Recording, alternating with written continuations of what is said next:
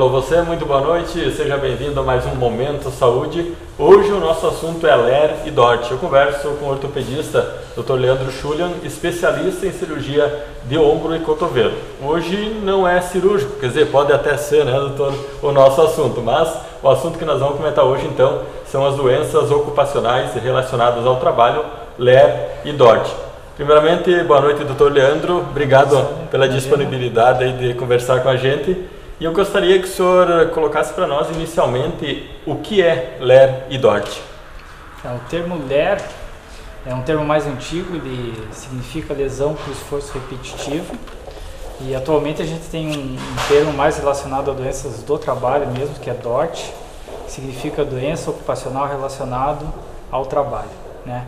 Então o DORT realmente, a gente quando fala em DORT está falando mais sobre os pacientes que vêm ao consultório, vêm procurar um médico especialista por uma dor, uma queixa relacionada ao trabalho, né? E já a lesão por esforço repetitivo, ela pode ser variada, até crianças ou quem trabalha em casa ou mexe com videogame, brinca, pode ter uma lesão por esforço repetitivo. Então a LER e DORT, entre elas há diferença. A LER eu posso dizer então que é somente esforço repetitivo e a DORT é ligada ao trabalho, isso? Isso, a DORT é um termo mais específico de uma doença relacionada ao trabalho, né? Mais ocupacional mesmo.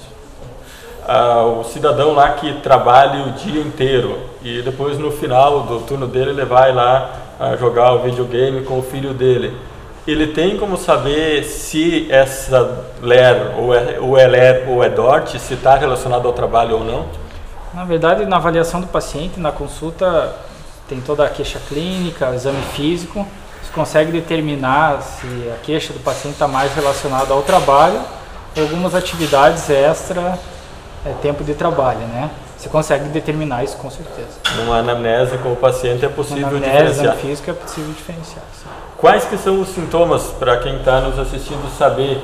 Claro que muitos sintomas talvez vão se repetir em outras situações, mas quais os sintomas que identificam uma LER ou uma DORT? Em relação à DORT, né, vamos falar em relação à doença ocupacional. Primeiro você tem que relacionar o que o paciente faz, né, qual é o trabalho dele e se aquela queixa que ele apresenta se justifica em relação ao trabalho atual, né, o que ele faz. Né? Então, dores constantes que pioram durante as atividades do trabalho e que melhoram com o repouso podem realmente estar relacionados ao trabalho. Aquelas dores que mesmo ao repouso o paciente não melhora, você tem que investigar outras coisas, outras causas. Mas para você classificar como uma DORT, você precisa estar muito bem relacionado o sintoma com o trabalho do paciente. Ela tem que aliviar ou modificar pelo menos o sintoma no repouso relação ao esforço. Com certeza, principalmente quando a gente fala em fim de semana, né? O paciente não trabalha fim de semana. Então durante a semana ele sente a dor quando realiza o trabalho, fim de semana que ele não trabalha, que ele está em repouso, que a dor alivia, realmente essa dor pode estar relacionada com o trabalho. O fato de eu trabalhar numa indústria não quer dizer que eu vá desenvolver uma DORT. Se eu souber cuidar fora do trabalho ou até mesmo durante o trabalho, que depois a gente vai estar abordando essa parte, eu posso evitar perfeitamente, uma DORT, doutor. Com certeza, as indústrias que a gente tem aqui na região, as agroindústrias, elas já têm, a medicina do trabalho já tem uma legislação específica para isso, né? Um protocolo específico para prevenir essas lesões, né? Então o rodízio entre funções, o descanso do funcionário, então tudo isso serve para prevenir. Realmente não quer dizer que se ele vai trabalhar numa agroindústria, numa fábrica, que ele vai ter o problema. A parte extra trabalho é muito importante, então o paciente em questão se condicionar em relação ao alongamento, reforço muscular, isso vai dificultar, né, vai prevenir que ele possa ter uma lesão relacionada ao trabalho. Talvez quem está nos assistindo vai pensar, então eu vou no final do trabalho, vou lá jogar o meu futebolzinho. Mas aí o senhor colocou uma situação que é bem importante também, a questão de alongamento, ou seja, de preparação. Eu mesmo nessa atividade diferenciada que eu vou fazer, eu preciso ter uma preparação, porque senão eu posso não desenvolver uma DORT, mas posso acabar desenvolvendo um outro problema muscular qualquer, por não estar preparado. Então eu também preciso de uma preparação, doutor. Com certeza. Na verdade, quando a gente fala em condicionamento físico para o paciente, é relacionado à função dele no trabalho, né? Então, se ele faz um trabalho repetitivo com o membro superior acima do nível do ombro, ele precisa estar com a musculatura que faz o trabalho preparado. Não adianta ele fazer uma preparação de membro inferior, joelho, coxa, se ele vai trabalhar com o membro superior. Então, esse reforço muscular, esse alongamento tem que ser bem direcionado para o tipo de trabalho que o paciente produz.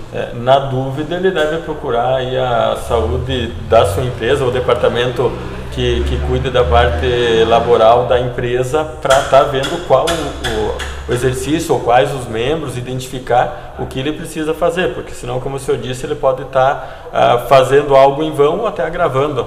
Uhum. As maiores empresas, os maiores, vamos falar em frigoríficos aqui, já tem uma estrutura interna mesmo preparada para isso, à disposição. Então o paciente pode ir lá fazer o reforço muscular, fazer o alongamento.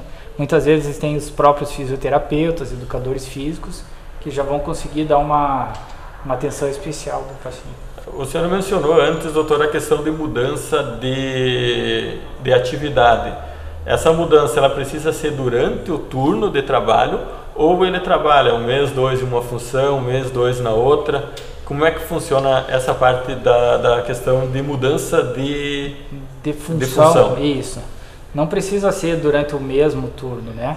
Então ele pode fazer certa função durante 2, 3, 4 meses, depois ele passa para outra função. Porque a DOT, né, no caso, ela não se desenvolve de um dia para o outro. Tá? Então ela leva um tempo, mas esse tempo também não é 1, 2 meses, certo? Sim. Então ela pode ter um rodízio, digamos assim, umas 3 vezes ao ano, que já seria suficiente para a prevenção. Muito bem, nós vamos para o intervalo comercial e na volta nós vamos conversar mais com o Dr. Leandro sobre DORT.